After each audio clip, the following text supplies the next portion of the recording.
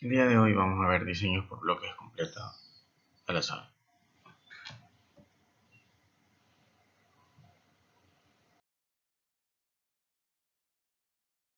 Primero veamos las variables que están involucradas en el diseño experimental. Tenemos la variable independiente, que es aquella que es manipulada por el investigador o controlada por el investigador. La variable dependiente, que viene a ser la variable que se va a medir de alguna manera en el experimento, y la variable extraña, que podemos de alguna manera utilizarla como un tema de control en el experimento. Entonces vemos aquí lo que sería dentro del diseño experimental las variables de entrada, ¿no? Que pueden estar inmersos factores controlables y no controlables en un proceso, un diseño experimental, y la salida van a estar características de calidad o variables de respuesta, también conocidas como variables de salida o de resultado. Entonces, ¿cuáles son estos factores que de alguna manera no controlamos? O criterios para poder utilizar el diseño por bloques completamente al azar. Puede ser la heterogeneidad del suelo. Estos factores generan ruido, lo que sería también llamado error. Por ejemplo, en el suelo puede ser un tema de que me genere error o ruido en el experimento, puede ser la textura, la profundidad, fertilidad, drenaje, el potencial de hidrógeno, la declividad. También variables climáticas que a veces no puedo controlar en temas, en experimentos no controladas, ¿no? Donde puede existir la temperatura, humedad relativa, luminosidad. Cuando es campo abierto, estas variables de alguna manera pueden influir en el experimento y pueden incrementarme el error. Luminosidad, precipitación, velocidad del viento, punto de rocío son variables que me pueden generar ruido. La variable dependiente en sí es conocida también como variable de medida, de respuesta, salida o de resultado, como le dije anteriormente. Es aquel aspecto del comportamiento sobre el que esperamos observar el efecto de la variación sistemática de la variable independiente. ¿Sí? Entonces, la variable dependiente es el resultado de haber manipulado las variables independientes. Entonces vamos a ver criterios para poder utilizar el bloque completo al azar, el cual es un plan donde las unidades experimentales se asignan a grupos homogéneos llamados bloques. La idea es dividir en bloques homogéneos para de alguna manera disminuir el error. ¿Sí? Los bloques deben ser lo más uniformes posibles con respecto a la variable dependiente para disminuir el error, ¿no? Que exista o controlar la variación dentro de los bloques, reduciendo la variabilidad del error experimental. En este caso estamos viendo bloques completos al azar. También existen los bloques incompletos al azar, que de alguna manera se puede hacer alguna estimación cuando falten unidades experimentales. Supongamos que sea en temas agrícolas, puede ser una parcela, o temas de administración, de marketing. Reemplazar esa unidad experimental, que puede ser una persona, a través de una lista suplente o haciendo una estimación a través de la media o la moda. Entonces, en muchos problemas de experimento es necesario hacer un diseño de tal manera que la variabilidad proveniente de fuentes conocidas pueda ser sistemáticamente controlada. La idea es reducir el efecto de esta variación proveniente de causas propias del experimento, pero independiente del efecto que se desea estudiar. Entonces, como vimos en las primeras láminas, hay variables que no controlo, ¿sí?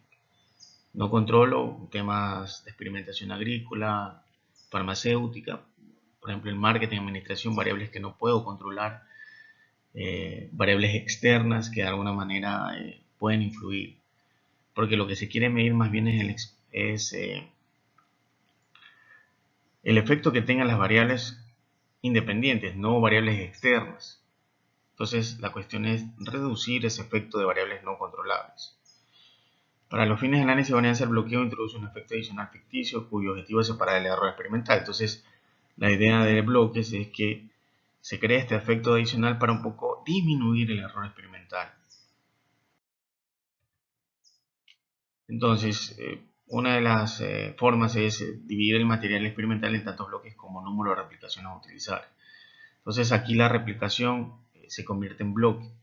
Y en cada bloque voy a tener los tratamientos que van a ser asignados de forma aleatoria. ¿Sí? De forma aleatoria. La aleatorización es similar a un diseño completamente al azar, un DCA para cada bloque. Entonces aquí viene una pregunta muy importante. Bueno, ¿qué se considera como bloque? El diseño por bloques completamente al azar. La historia dice que nació de la experimentación en campo, en temas agrícolas, agronómicos. Estos bloques tienen evaluación, significancia estadística, así como los tratamientos. Es decir, que los bloques yo voy a ver si existe significancia o no. También los tratamientos, es decir, voy a tener una F calculada para los bloques y una F calculada para los tratamientos. Adicionalmente voy a tener una hipótesis estadística para los bloques y tratamientos, las cuales voy a tratar de aceptar o rechazar a través de un contraste de hipótesis que vamos a ver en las siguientes diapositivas. ¿Pero qué se puede considerar como un bloque? Ejemplificando esto de aquí, puede ser que una estación del año, usted hace un experimento en invierno, verano, cada año una hacienda, un laboratorio. Ejemplificando todo esto, puede ser un lote, maquinarias, un método, un operador, diferentes territorios. Yo puedo comparar, cada territorio puede ser un bloque, una hacienda, líneas de producción, un turno. En la mañana puede ser un bloque, en la tarde otro bloque, en la noche un bloque. Entonces voy a tener muestras en cada turno y cada turno viene a ser un bloque. Y voy a medir alguna variable, puede ser, qué sé yo, rendimiento, puede ser eh, número de cajas almacenadas, etcétera, ¿no? Horas trabajadas, la variable que yo vaya a medir en estos turnos, en los turnos van a ser los bloques. Entonces, usar bloques estratifica las unidades experimentales en grupos homogéneos. Una buena elección del criterio de bloque resulta en menor variación dentro de las unidades experimentales. ¿Cuáles son estos criterios de bloqueo? Puede ser la proximidad, parcelas vecinas, también puede ser que yo haga un bloqueo con respecto a la edad. O sea, cada grupo de edad viene a ser un bloque por peso, por rango de peso, por sexo, lugar donde se realiza, puede ser un bloque, el tiempo, ¿sí? Entonces el manejo de las unidades experimentales viene a ser de alguna manera el bloqueo, que en sí es un factor ficticio que me va a ayudar a reducir el error. ¿Cuáles son las ventajas? Bueno, puede proveer resultados más precisos que un DCA, sirve para cualquier número de tratamientos de replicaciones.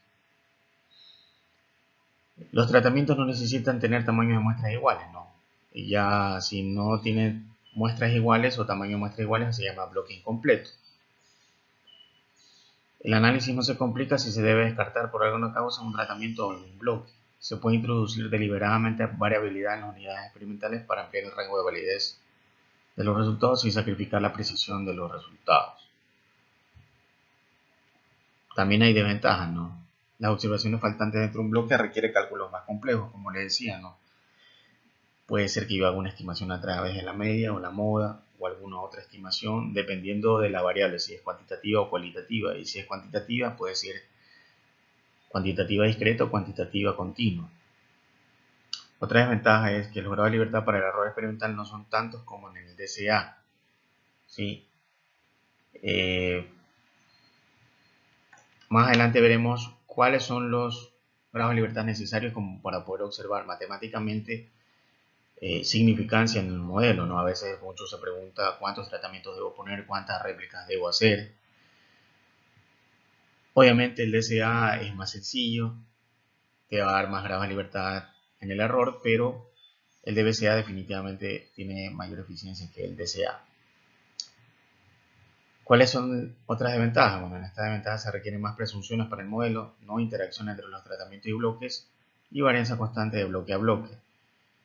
El tema de interacción entre tratamientos y bloques no aplica en este DBCA. Puede ser que se lo pueda medir, ¿no?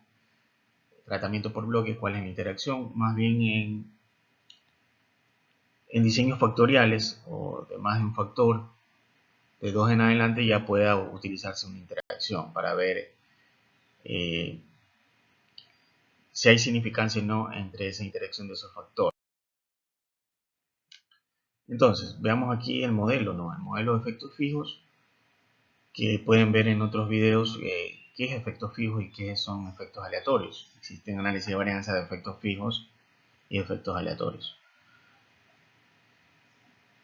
El modelo lineal aditivo, donde tengo aquí la media del tratamiento del bloque y el error aleatorio,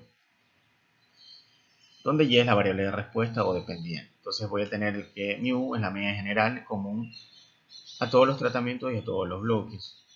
T sub i es el efecto del tratamiento, beta, el efecto del bloque. E sub ij es la variable aleatoria del error con una distribución normal con media cero y varianza sigma cuadrado e independiente.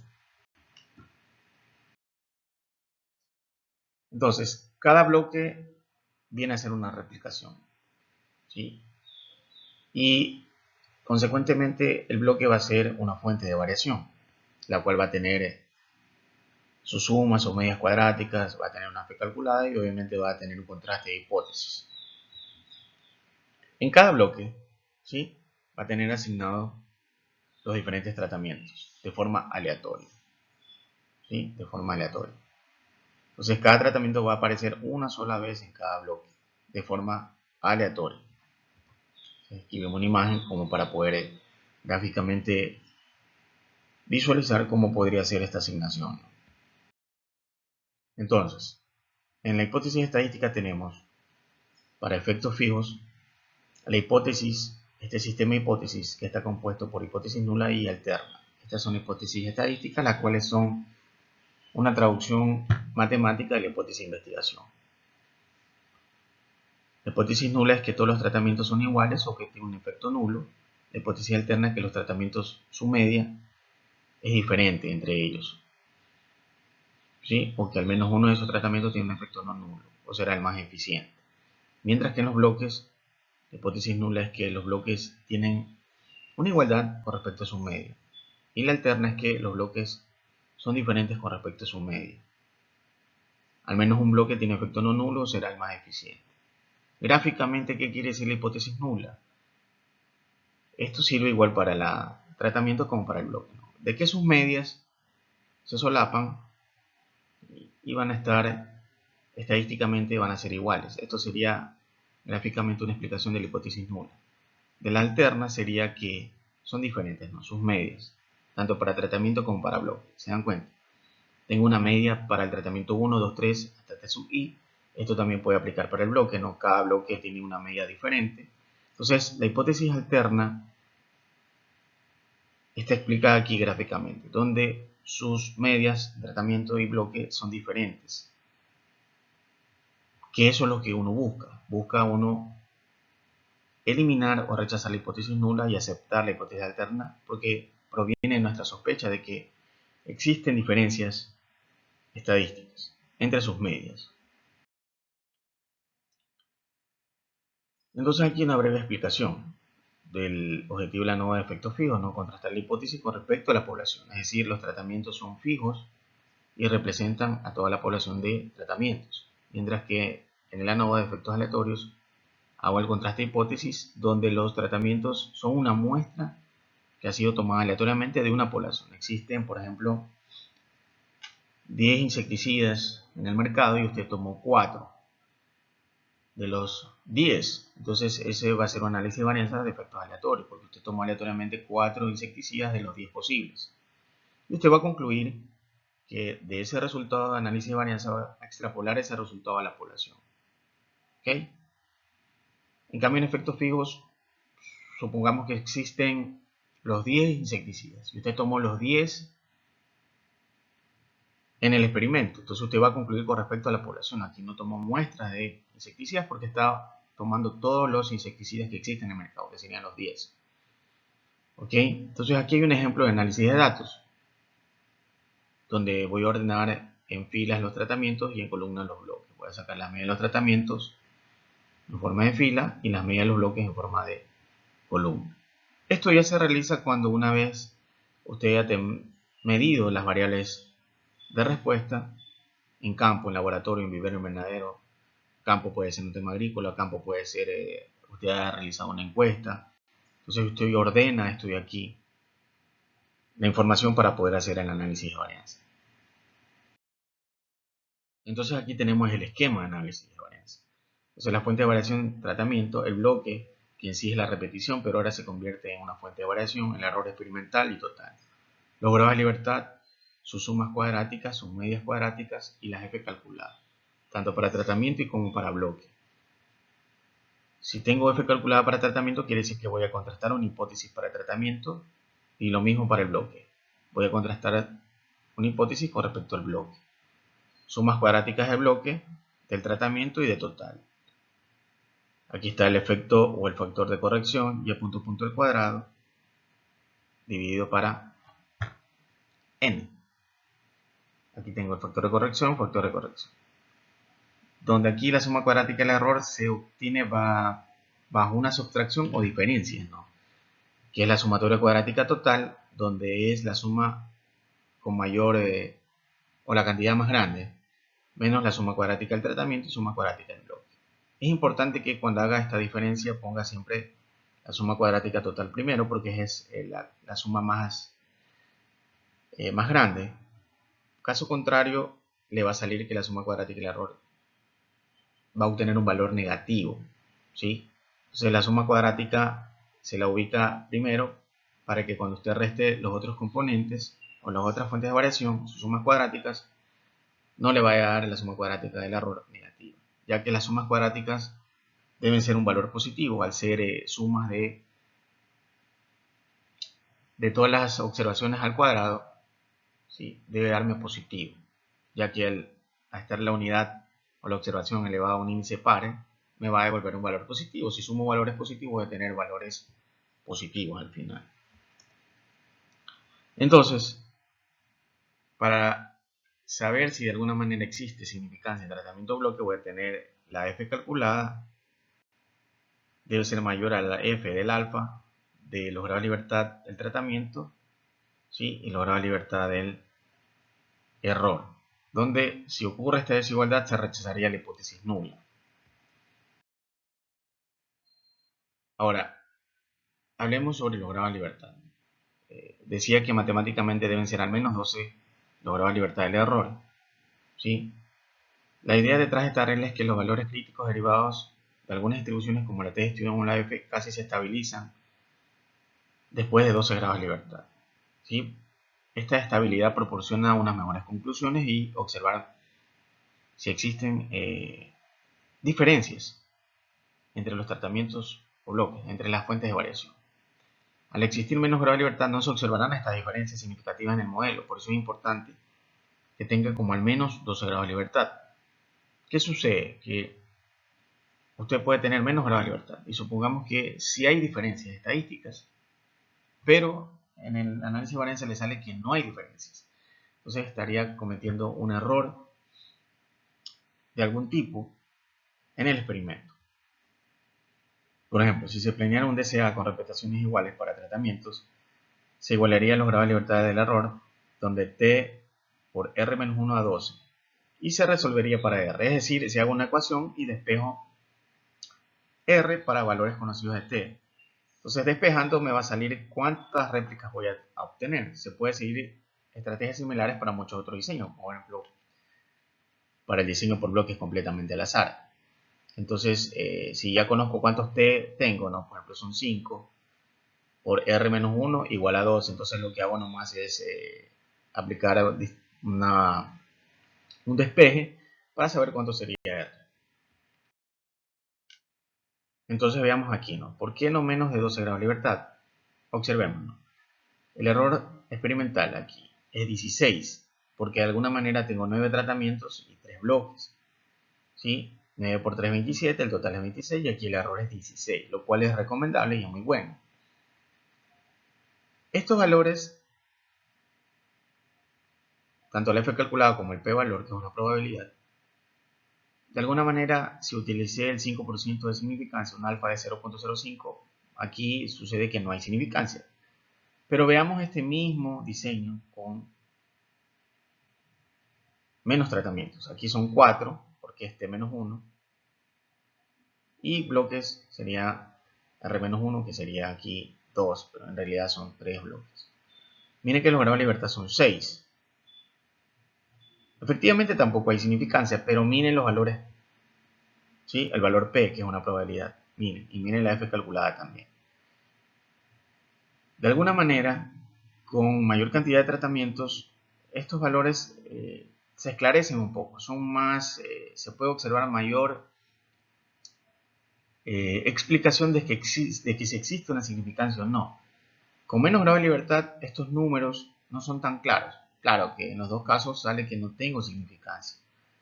Pero aquí puedo dilucidar a través del valor P si es que existe o no significancia de una mejor manera, tengo más claridad al momento de visualizar o de obtener el p-valor.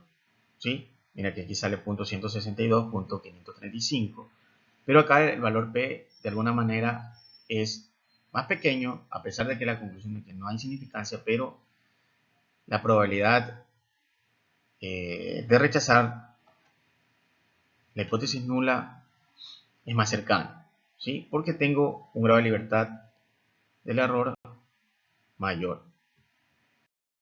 Entonces veamos aquí otro ejemplo. Entonces, he puesto todo aquí, ¿no? Pocos tratamientos o muchas repeticiones. O muchos tratamientos, reduzco las repeticiones. Bueno, veamos. Entonces, aquí tengo una delimitación experimental, tengo 3 tratamientos, 4 bloques, entonces tendría 12 unidades experimentales. ¿Sí? Aquí están los tratamientos, los bloques, que serían 4. Entonces, aquí tengo un esquema del diseño experimental por bloques, que sería fuentes de variación, que serían los tratamientos, bloque, el error y el total. Entonces aquí los grados de libertad sería T-1, que sería 2, bloques R-1, que sería 3. El error experimental sería 2 por 3, sería 6, dándome un total de 11. 6 y 5, 11. Entonces, como las unidades experimentales son 12, aquí sería menos 1. Entonces, mire que el error experimental es 6. Y de acuerdo al ejercicio anterior o el ejemplo anterior, vimos que con 6 no cumple, ¿sí?, este requerimiento, esta recomendación de que tanto la t-student o la f no van a ser estables, ni el valor p como para poder darme a mí un criterio con una mayor probabilidad o una mejor probabilidad para poder encontrar diferencias significativas entre las fuentes de variación. Esto es con 3 tratamientos y 4 bloques. Veamos otro ejemplo.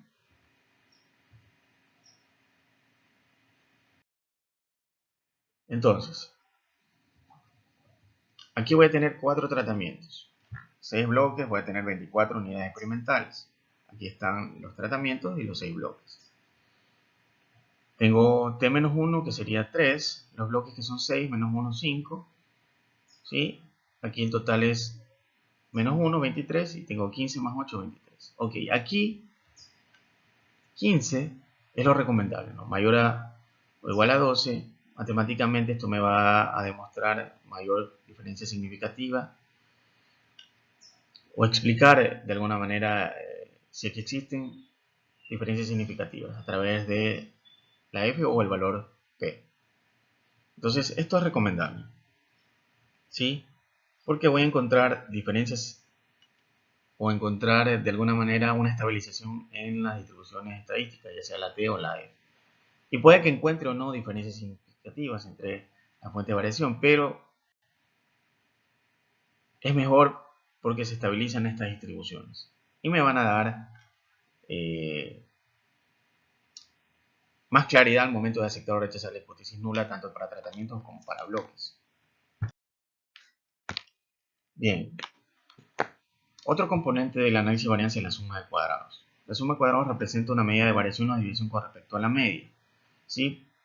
Se calcula como una suma de los cuadrados de las diferencias con respecto a la media. Entonces,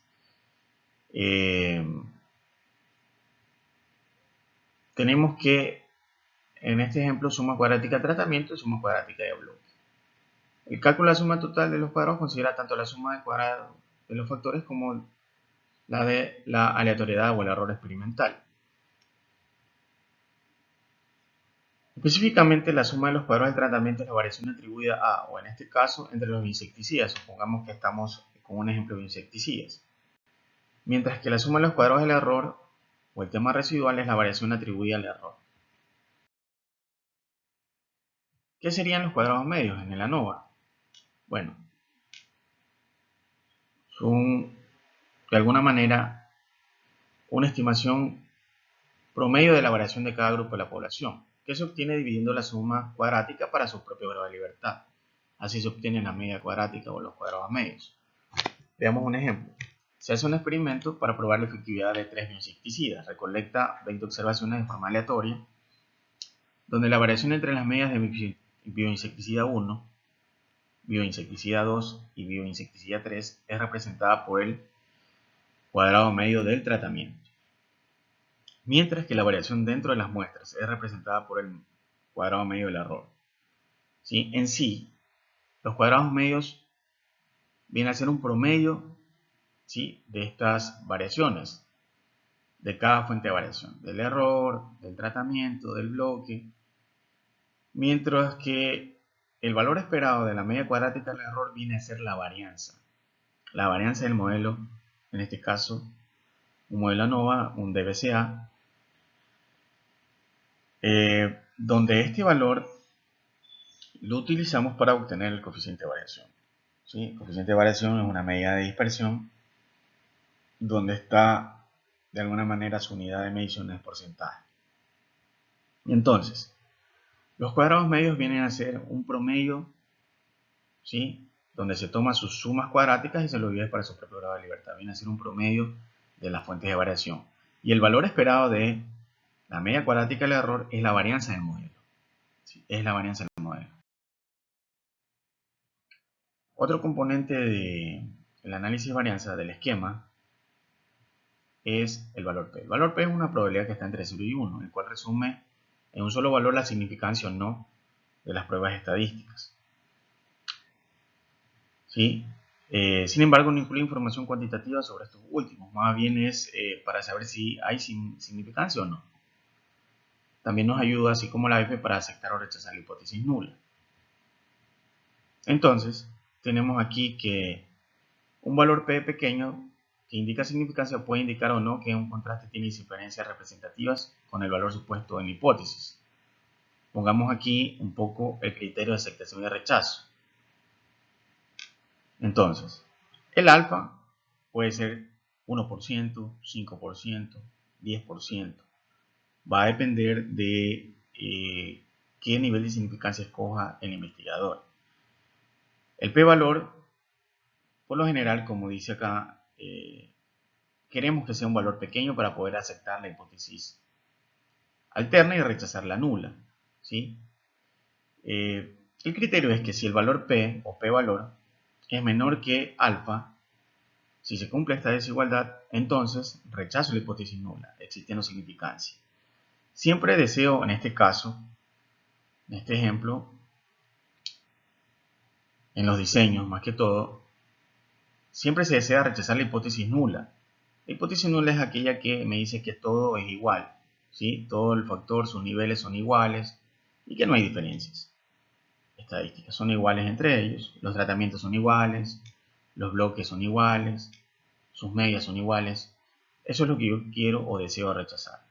Para poder rechazar esto se debe cumplir esta desigualdad que me dice que el p-valor, si es menor a alfa, se rechaza. ¿Sí? Por lo tanto, existe una significancia. Bien, ahora, ¿cómo aleatorizo los tratamientos en cada bloque? ¿Sí? Puedo generar una muestra con reemplazo, seleccionar la misma fila más de una vez o sin reemplazo. ¿Sí? Existen en muestreo esas dos situaciones, un muestreo con reemplazo o sin reemplazo. Con reemplazo sería tomar un elemento, observarlo y volver a introducirlo dentro de la muestra. ¿Sí? Y la otra sería tomar un elemento y bueno, ya no volver volver a considerarlo, ¿no? Entonces, sin reemplazo sería seleccionar cada fila solo una vez. Obviamente ya esta fila que se seleccionó ya no volverá a ser considerada. Por eso es sin reemplazo. Que es el caso nuestro de que no se repite el tratamiento en el bloque más de una vez. Por ejemplo, un científico desea aleatorizar el orden de 6 tratamientos de una prueba para un experimento. El científico ingresa los identificadores de los tratamientos en orden numérico en una hoja de trabajo. Luego, el científico toma una muestra aleatoria sin reemplazo. Sin reemplazo porque no quiero que el tratamiento aparezca más de una vez. Es decir, si ya el tratamiento 2 salió, o fue seleccionado, ya no lo vuelvo a considerar en el siguiente muestreo.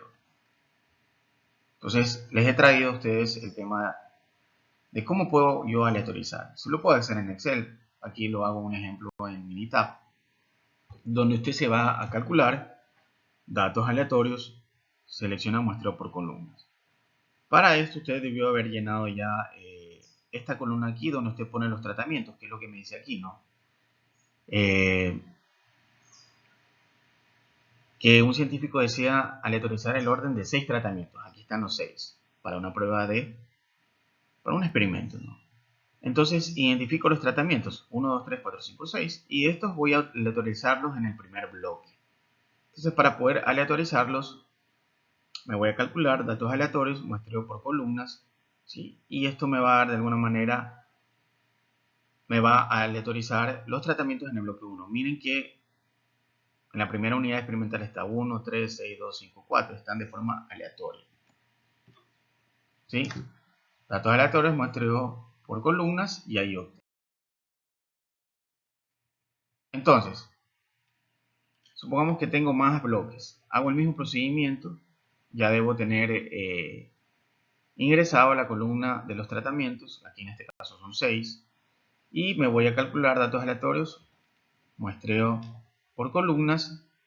Y voy generando la aleatorización o voy aleatorizando los tratamientos para cada bloque. Tengo que hacer este paso para cada columna, que en este caso son los tratamientos aleatorizados para cada bloque.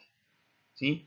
Entonces podemos observar que de alguna manera, por ejemplo, aquí en el bloque 2 están de otra forma aleatorizados los bloques, los tratamientos. Perdón. El bloque 3, otra forma de aleatorizar los tratamientos. Y así sucesivamente. Es decir, para cada columna donde están los bloques y va a contener los tratamientos, voy a hacer este procedimiento varias veces según el número de bloques que tenga. ¿Sí? Entonces aquí de alguna manera aleatorizo los tratamientos, que es uno de los principios fundamentales del diseño experimental.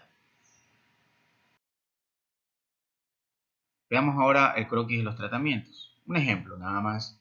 Supongamos que tenemos 6 tratamientos y han sido aleatorizados. ¿Sí? Los 3 principios básicos del diseño experimental es que yo pueda aleatorizar, pueda agrupar o bloquizar, que aquí hay de alguna manera 4 bloques, 1, 2, 3, 4. Un principio es agrupar o bloquizar. Segundo principio, aleatorizar los tratamientos en cada bloque. ¿Sí? Y tercer principio es que existan réplicas, en este caso la réplica es el bloque.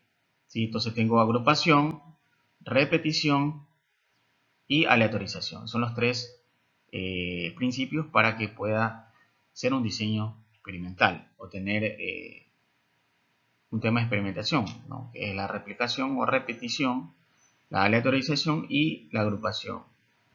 De alguna manera me sirve para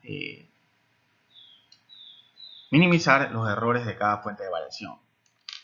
Entonces en la unidad experimental, si estoy trabajando en campo, un tema agrícola, voy a tener aquí una parcela donde tengo área de borde, área para muestreo, aquí la parcela o el área útil, que sería la parte céntrica. Entonces, viendo ya el efecto de borde, sería la parte central. De aquí voy a tomar muestras, ¿no? Árboles, plantas, macetas, si estoy en vivero, invernadero. Sí, esto funciona diferente en lo que es marketing y administración porque puedo tomar de factores los elementos de forma aleatoria. Además, la población es dinámica, se mueve. Aquí la población es estática, las plantas no se van a mover, no van a estar fijas. Entonces, aquí puedo aplicar muestreo aleatorio simple, sistemático, de alguna manera, para poder seleccionar las unidades muestrales. Entonces, una prueba comparativa de Tukey, ¿sí? Aquí les voy a dejar un video en la parte de aquí de arriba donde puedan ver las pruebas de comparación múltiple de Tukey con respecto a la media. Se utiliza cuando tengo 3 o más tratamientos. ¿Sí? Si son 2, puede ser ya la T-Student. Entonces aquí tengo la diferencia significativa honesta para tratamiento y para bloque. Aquí tengo Q de alfa, número de tratamiento, pero la libertad del error por la raíz total de la media cuadrática del error por el número de bloques. Mientras que para bloques voy a tener Q de alfa, el número de bloques de la libertad del error y la raíz de la media cuadrática del error dividido por el número de tratamientos. ¿Sí? Entonces, Tukey, existen otras pruebas comparativas como Ferroni, CNK, Duncan, que se pueden utilizar. Entonces aquí tengo una condición, que la diferencia entre medias en valor absoluto, si es mayor a este umbral o la diferencia significativa honesta, ¿qué sucede? Si se cumple esta desigualdad, hay significancia. ¿Sí? Hay significancia. Tukey, en este caso, o esta prueba comparativa de medias, se lo utiliza cuando existe significancia en las fuentes de variación en el análisis de varianza. De ahí este es el siguiente paso, hacer una prueba comparativa. En este caso estamos viendo un ejemplo específico de Tukey. Entonces, si se cumple esta desigualdad, hay significancia. ¿Sí? Aquí voy a restar una media con otra media. Por ejemplo, si son tratamientos, un tratamiento con otro tratamiento. Si estoy haciendo un bloque, es la media del bloque con la media del otro bloque. Entonces, de alguna manera usted puede construir una matriz de diferencias de medias, ¿no? Voy a tener las medias de los tratamientos como filas y la media de los tratamientos como columnas y armar una matriz de n por n para poder realizar estas diferencias.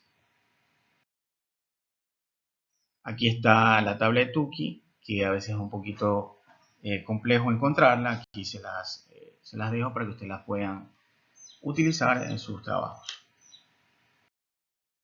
Las referencias y les agradezco por ver el video.